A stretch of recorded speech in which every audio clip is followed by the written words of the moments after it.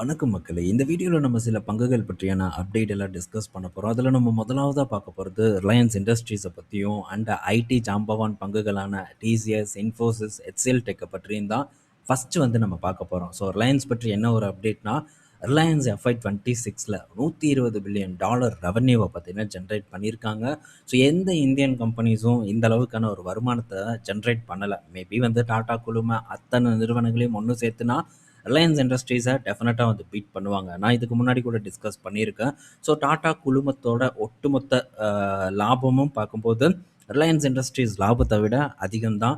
So ஆனால் ரொம்ப அதிகமெல்லாம் இல்லை. ஒரு எட்டி பிடிக்கக்கூடிய அளவுக்கான தூரத்தில் தான் மொத்த டாடா குழுமத்தோட லாபம் பார்த்திங்கன்னா இருக்குது. ஸோ இந்த FY 26ல எப்படி பர்ஃபார்ம் பண்ணியிருக்காங்க அப்படிங்கிறத பற்றி நம்ம இன்னொரு வீடியோவில் டிஸ்கஸ் பண்ணலாம். ரிலையன்ஸ் விசஸ் டாடா குழுமம் எந்த அளவுக்கு 2 பேரோட பர்ஃபார்மன்ஸ் இருக்குங்கிறத பற்றி நம்ம பார்ப்போம்.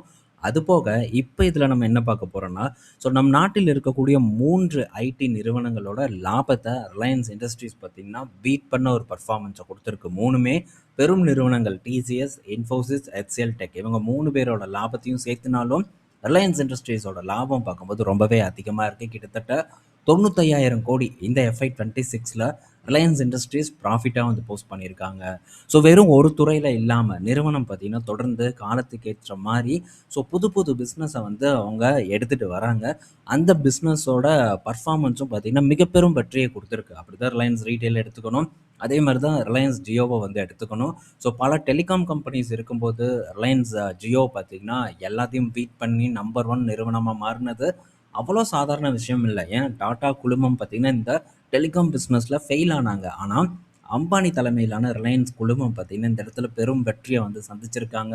இது வெறும் சாதாரண விஷயமா நான் வந்து பார்க்கல. ஸோ இது ஒரு பெரிய வளர்ச்சி ரிலையன்ஸ் இண்டஸ்ட்ரீஸ்க்கு காலப்போக்கில் வந்து டெலிவர் பண்ணியிருக்கு. அடுத்தது பார்த்திங்கன்னா ஃப்யூச்சரை நோக்கியும் நகர்ந்து போயிட்டு இருக்காங்க. இப்போ நம்ம ஊரில் இருக்கக்கூடிய ஐடி கம்பெனிஸ் பெரிய அளவுக்கு ஸ்ட்ரகிள் ஆகிட்டு இருக்கு. காரணம் ஏஐனால வந்து ஸ்ட்ரகிள் ஆகிட்டு இருக்கு. கரெக்டான டைமில் ஏஐயை அடாப்ட் பண்ணாதது ஒரு மெயின் ரீசனாக நம்ம இதுக்கு முன்னாடி வந்து பார்த்துருந்தோம். பட் ரிலையன்ஸ் இண்டஸ்ட்ரீஸ் பார்க்கும்போது ஏஐக்குள்ளேயும் வந்து களம் இறங்குறாங்க. ஸோ ஓன் ஏஐயை பார்த்திங்கன்னா ரிலையன்ஸ் இண்டஸ்ட்ரீஸ் வந்து டெவலப் பண்ணிகிட்டு இருக்காங்க. ஸோ டேட்டா சென்டர் இன்வெஸ்ட்மெண்ட்டை நம்ம பார்த்துருக்கோம். ஸோ விரைவில் இதெல்லாம் வந்து நடக்கும். ஸோ இந்த டோக்கன் பேஸ்டு எக்கனாமியில் முன்னணி நிறுவனமாக ரிலையன்ஸ் இண்டஸ்ட்ரீஸ் மாறும் அப்படிங்கிற ஒரு கணிப்பு பெரிய அளவுக்கு பலரும் இந்த ரிலையன்ஸ் இண்டஸ்ட்ரீஸை ஃபாலோ பண்ணுறவங்க எடுத்து கொண்டு வந்துக்கிட்டு தான் இருக்காங்க. நானும் அப்படி தான் வந்து இதை பற்றி டிஸ்கஸ் பண்ணிகிட்டு இருக்கேன். ஸோ எப்படி வந்து டெலிகாமில் ஒரு பெரிய அளவுக்கு கட்டணத்தை வந்து குறைச்சி ஒரு பெரிய ஒரு புரட்சியை வந்து ஏற்படுத்தினாங்களோ, அதே மாதிரி இந்த ஏஐ டோக்கன் விஷயத்துலையும் பெரிய ஒரு புரட்சியை ஏற்படுத்துவாங்கங்கிற ஒரு நம்பிக்கை சந்தையில் இருந்துட்டு இருக்கு. பட் இதெல்லாம் உடனே நடந்துராது. நடப்பதற்கான கால அளவு ரொம்பவே அதிகமாக இருக்குது அப்படிங்கிறது நம்ம கண்டிப்பாக புரிஞ்சுக்கணும். ஸோ இது ஒன்று. அது போக ஃப்யூச்சர் பிஸ்னஸில் ரிலையன்ஸ் இண்டஸ்ட்ரீஸ் பார்த்திங்கன்னா தொடர்ந்து முதலீடு பண்ணிட்டு வந்துட்டு இருக்கிறதையும் நம்ம பார்த்துருப்போம். க்ரீன் ஹைட்ரஜனாக இருக்கலாம், ஸோ பேட்ரி ஸ்டோரேஜாக இருக்கலாம், இன்னும் பல விஷயத்தில் வந்து சோலார் இந்த மாதிரியான பல இடத்துல பார்த்திங்கன்னா தொடர்ந்து ரிலையன்ஸ் இண்டஸ்ட்ரீஸ் கணிசமாக பெரும் அளவுக்கான பணத்தை வந்து முதலீடு செய்து வந்துட்டுருக்காங்க. அடுத்து இன்னும் வரக்கூடிய சில வருடங்களில் நியூ எனர்ஜி பிஸ்னஸ் பெரிய அளவுக்கு தலை தூக்கும் அப்படிங்கிற ஒரு எதிர்பார்ப்பு எனக்கு பெரிய அளவுக்கு இருக்குது. ஸோ அதுவும் இல்லாமல் இந்த டேட்டா சென்டர் லீஸ் மூலியமாகவும் பெரிய அளவுக்கான ரெவன்யூ ஜென்ரேட் பண்ணுறதுக்கான வாய்ப்பு ரிலையன்ஸ் இண்டஸ்ட்ரீஸ்க்கு இருக்குது அப்படிங்கிற ஒரு எதிர்பார்ப்பு எனக்கு இருக்குது. ஸோ ஏன்னா இப்போது ஆந்த்ரோபிக் பார்த்திங்கன்னா இந்த டெஸ்லாவோட அதாவது எலான் மஸ்கோட XAI வந்து யூஸ் பண்ணுறாங்க. ஸோ ப்ளாசஸ் அப்படிங்கிற அவங்களுடைய டேட்டா சென்டர் ஒரு 300 மெகாவாட் கெப்பாசிட்டி உள்ள டேட்டா சென்டரை லீஸுக்கு எடுத்திருக்காங்க. அதுக்கு மந்த்லி பேமெண்ட் மட்டும் எவ்வளோன்னு பார்த்தீங்கன்னா கிட்டத்தட்ட ஒரு $1.2 பில்லியன் பார்த்திங்கன்னா பே பண்ணுறாங்க. ஸோ ஒட்டுமொத்த கான்ட்ராக்ட் பார்க்கும்போது 48 பில்லியன் கிட்டேயோ இந்த வெறும் 300 மெகாவாட்டுக்கு வந்து அவங்க சார்ஜ் பண்ணியிருக்காங்க. ஸோ அந்த அளவுக்கு ஆந்த்ரோபிக்கும் பே பண்ணுறதுக்கு தயாராக வந்து இருக்காங்க. ஸோ எந்த அளவுக்கு இந்த டேட்டா சென்டர் மார்க்கெட் அதுவும் லீஸுக்கு விடுற மார்க்கெட் பெரிய அளவுக்கான ஒரு வருமானத்தை ஏற்படுத்தி கொடுக்கும் அப்படிங்கிறத இதன் மூலிமா நம்மளால் பார்க்க முடியுது. ஏன் இதுக்கு முன்னாடி நம்ம அனந்த்ராஜோட டேட்டா சென்டர் ரெவன்யூவை பற்றி டிஸ்கஸ் பண்ணோம். ஸோ அவங்கக்கிட்ட இருக்கக்கூடியது ஒரு 50 மெகாவாட்டோ ஒரு 60 மெகாவாட் கிட்டேயோ தான் வந்து இருக்குது. அவங்களே பெரும் பணத்தை வந்து அந்த டேட்டா சென்டர் மூலியமா வருமானமா ஏர்ன் பண்ணிட்டு இருக்காங்க. அது போக அனந்தராஜ் இப்போ அவங்களுடைய டேட்டா சென்டர் பிஸ்னஸை செப்பரேட் பண்ணுறதுக்கான முயற்சியிலும் ஈடுபட்டு இருக்காங்க. எனக்கு தெரிஞ்சு இன்னும் வரக்கூடிய ஒரு சில காலாண்டுகளில் உங்களுடைய டேட்டா சென்டர் பிஸ்னஸை தனி என்டிட்டியாக வந்து அறிமுகப்படுத்துறதுக்கான வாய்ப்பு அதிகமாக இருக்குது அப்படின்னு தான் நான் நினைக்கிறேன். ஸோ இத்தனை ஆப்பர்ச்சுனிட்டிஸ் கண் முன்னாடி இருக்குது. ஸோ இதெல்லாம் பார்த்தீங்கன்னா ஃப்யூச்சரில் உங்களுடைய வருமானத்தை இன்னும் பெருக்கும் அப்படிங்கிற ஒரு எதிர்பார்ப்பு இந்த நிறுவனத்தை பொறுத்த வரைக்கும் எனக்கு இருக்குது. ஸோ பார்ப்போம் எந்த அளவுக்கு ஏஐ அதுக்கப்புறம் புது இந்த க்ரீன் எனர்ஜி பிஸ்னஸ் இவங்களுக்கு பெரிய அளவுக்கு ஒரு சப்போர்ட்டிவாக இருக்கும் அப்படின்ட்டு என்னை பொறுத்த வரைக்கும் இந்த ரிலையன்ஸ் நிறுவனம் ஒரு தரமான நிறுவனமாக தான் நான் வந்து பார்க்குறேன். ஸோ இது ஒன்றும் ஜஸ்ட் ஒரு ஹைப்புக்காக இல்லை. ஸோ இருக்கக்கூடிய பிஸ்னஸ் பற்றி தான் நம்ம டிஸ்கஸ் பண்ணுறோம். ஸோ இதெல்லாம் நடந்துட்டு இருக்கக்கூடிய விஷயம் அண்டு நடந்த விஷயத்தை பற்றி தான் நம்ம டிஸ்கஸ் பண்ணுறோம். எந்த இடத்துலையும் பெரிய அளவுக்கு ஹைப் பண்ணணும் இந்த நிறுவனத்தை அப்படிங்கிறது என்னுடைய நோக்கமே வந்து கிடையாது.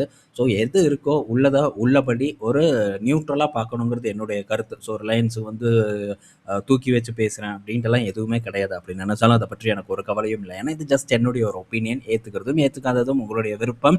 பார்த்துட்டு ஸோ இன்னும் என்னென்ன இருக்குது அப்படிங்கிறத நீங்கள் ரிசர்ச் பண்ணணும் அப்படிங்கிறது தான் என்னுடைய ஒரு ஆசையாகவும் வந்து இருக்குது. ஏன்னா இந்த அளவுக்கு யார் டிஸ்கஸ் பண்ணுறா? வெறும் கம்பெனி பேரை சொல்லிவிட்டு சும்மா 2 வார்த்தையில் ப்ரொமோட்டர் சூப்பர் இதை வந்து கன்சிடர் பண்ணலாம் அப்படின்னு சொல்கிறது நம்மளுடைய பழக்கமே வந்து கிடையாது. அது தேவையில்லாத ஒரு விஷயம். ஏன்னா அதனால் உங்களுக்கு எந்த விதமான நாலேஜும் கிடைக்க போகிறது இல்லை.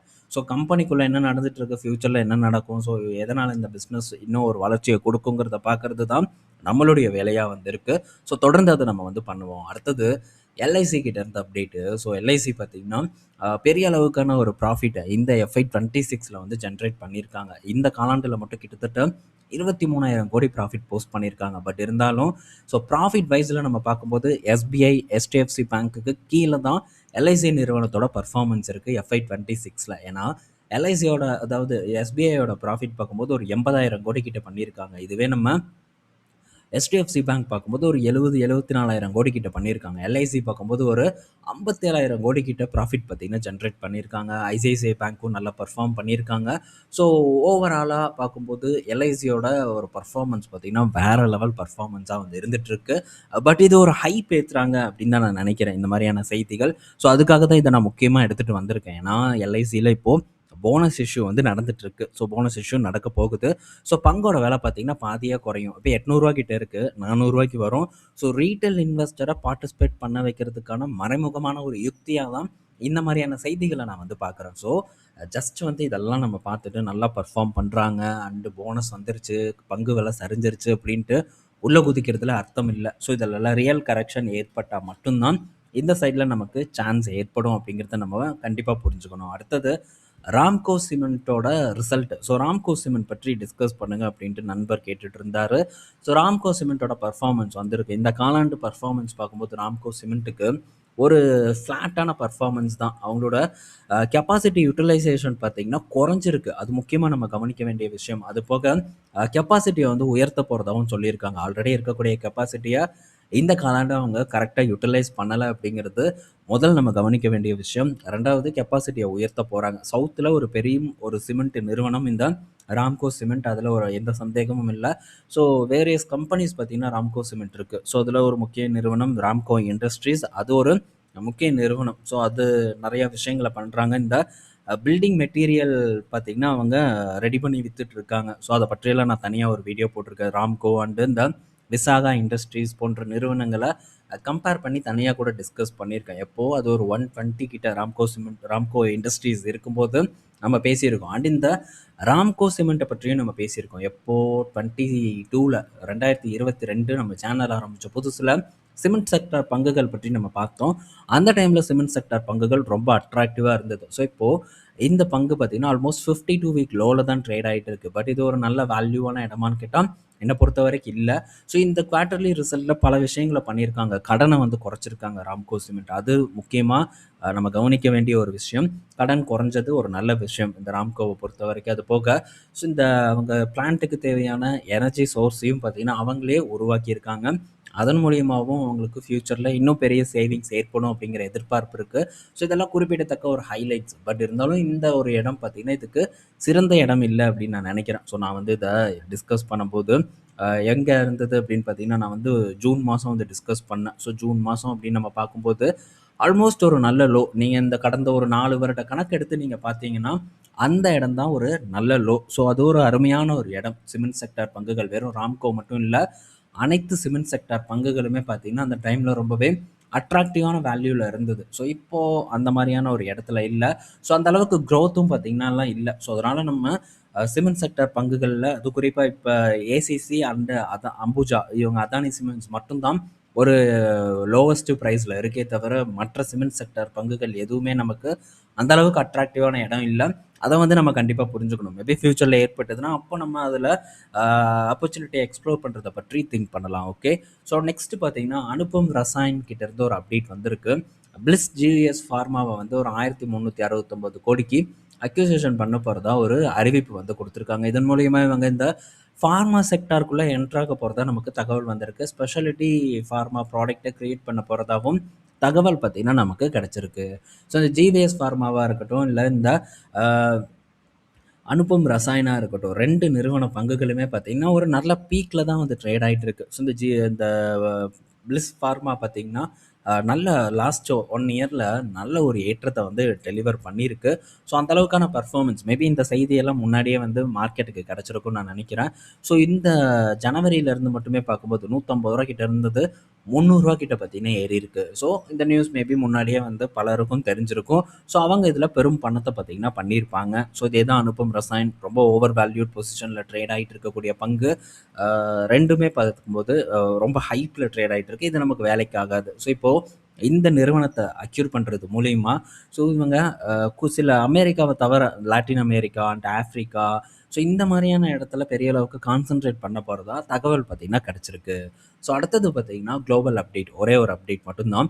பல அப்டேட்ஸ் இருக்குது. அதை நம்ம ரீட்டைல் ஆப்ஷன் குளோபலில் டிஸ்கஸ் பண்ணுவோம். சின்னதாக இப்போ நம்ம என்விடியா பற்றியான அப்டேட்டை ஷேர் பண்ணலான்னு எடுத்துகிட்டு வந்திருக்கேன். ஸோ முக்கியமான செய்தி என்னென்னா, சைனா மார்க்கெட் எங்களுக்கு ரொம்ப இம்பார்ட்டண்டான மார்க்கெட் அப்படின்னு சொல்லியிருக்காங்க. இப்போ யூஎஸ் கவர்மெண்ட் பார்த்தீங்கன்னா அப்ரூவல் கொடுத்துருக்காங்க. H200 சிப்பை வந்து சைனாக்கு விற்கிறதுக்கான சைனா அத்தாரிட்டிஸ் பார்த்தீங்கன்னா அதை ஹோல்டு போட்டிருக்காங்க, ஸ்டாப் பண்ணியிருக்காங்க, இம்போர்ட் பண்ணக்கூடாது அப்படின்ட்டு. 2 பக்கமுமே பார்த்தீங்கன்னா இந்த என்விடியா நிறுவனத்துக்கு இடி விழுந்துட்டு தான் இருக்கு. ஆனால் ஸோ டெஃபினட்டாக சைனா வாங்கி தான் ஆவாங்க. ஹை பர்ஃபார்மன்ஸ் சிப் அவங்களுக்கு வேணும். கண்டிப்பாக வந்து என்விடியாவோட சிப்பை அவங்க வாங்குவாங்கங்கிறதுல மாற்று கருத்து இல்லை. ஸோ இப்போது நிறுவனத்தோட தலைவர் ஜென்சன் என்ன சொல்லியிருக்காரு அப்படின்னா, இந்த சைனா மார்க்கெட் அதுவும் குறிப்பாக இவங்க புது சிபியூவை வந்து லான்ச் பண்ணுறாங்க. ஸோ அதோட சைனா மார்க்கெட்டோட சேர்த்து கிட்டத்தட்ட $200 பில்லியன் அன்யூஸ்டு மார்க்கெட்டை வந்து நாங்கள் யூஸ் பண்ண போகிறோம் அப்படின்ட்டு இவர் பார்த்திங்கன்னா தெரியப்படுத்தியிருக்காங்க. ஸோ பெரிய அளவுக்கான ஒரு திட்டத்தை பார்த்திங்கன்னா என்விடியா நிறுவனம் தீட்டியிருக்காங்க. இது ரொம்ப கவனிக்க வேண்டிய ஒரு விஷயம். ஏன்னா இப்போது ஆம் பேஸ் பண்ண வேரா ரூபின் சிபிஓ இதை பற்றி நம்ம டிஸ்கஸ் பண்ணியிருக்கோம். மெட்டா பார்த்திங்கன்னா அதோட முதல் கஸ்டமராக வந்திருக்காங்க அப்படின்ட்டு நம்ம டிஸ்கஸ் பண்ணியிருக்கோம். ஸோ இந்த செகண்ட் ஹாஃபில், இந்த வருடத்தோட செகண்ட் ஹாஃபில் நிறுவனம் பார்த்திங்கன்னா அந்த சிபியூவை விற்க ஆரம்பிச்சிருவாங்க. ஸோ இப்போது என்ன நடந்தது, இந்த கம்ப்யூட்டர் மார்க்கெட் அதாவது இந்த டேட்டா சென்டர் இதுக்கான மார்க்கெட், சிப் மார்க்கெட்டை பொறுத்த வரைக்கும் ஃபஸ்ட்டு ஜிபியு பெரிய அளவுக்கான ஒரு விற்பனையை சந்தித்து லாபத்தை அள்ளி கொடுத்தது.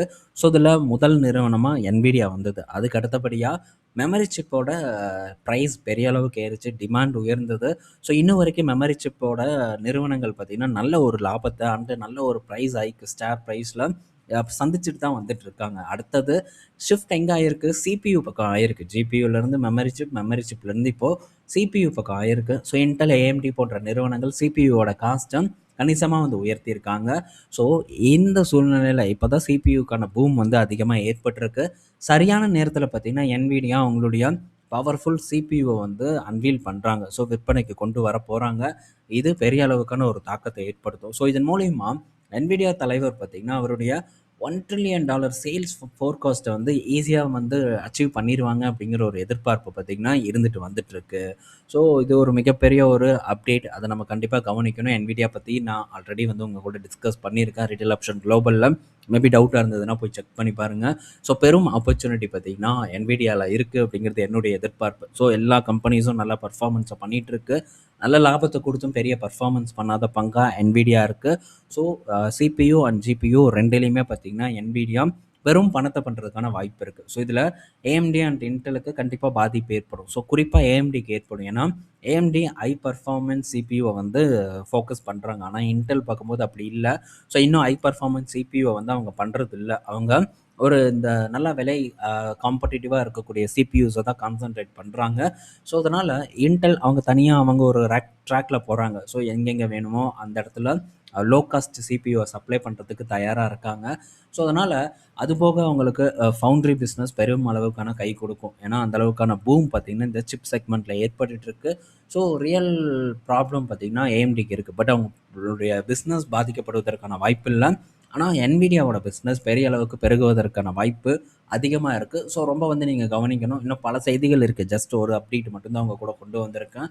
ஸோ ஒன்றொன்னா நம்ம பார்ப்போம் அப்கமிங் வீடியோஸில். இந்த வீடியோஸில் ரொம்ப டீப்பாக பல விஷயங்களை பற்றி நம்ம டிஸ்கஸ் பண்ணியிருப்போம். ஜஸ்ட் வந்து ஒரு ஸ்டாக்கை வாங்கணும் வாங்கக்கூடாதுங்கிறதெல்லாம் நம்ம பேசுகிறது கிடையாது. ஸோ நம்ம பேசுகிறது இருக்கக்கூடிய பிஸ்னஸை பற்றி டிஸ்கஸ் பண்ணுறோம். அதில் பல இன்ஃபர்மேஷன் அவங்க கூட நான் ஷேர் பண்ணியிருக்கேன். டெஃபினட்டாக பயனுள்ளதாக இருக்கும்னு நான் நினைக்கிறேன். ஸோ அடுத்த வீடியோவில் இன்றைக்கி ஈவினிங் நம்ம மீட் பண்ணுவோம். பாய் மக்களே.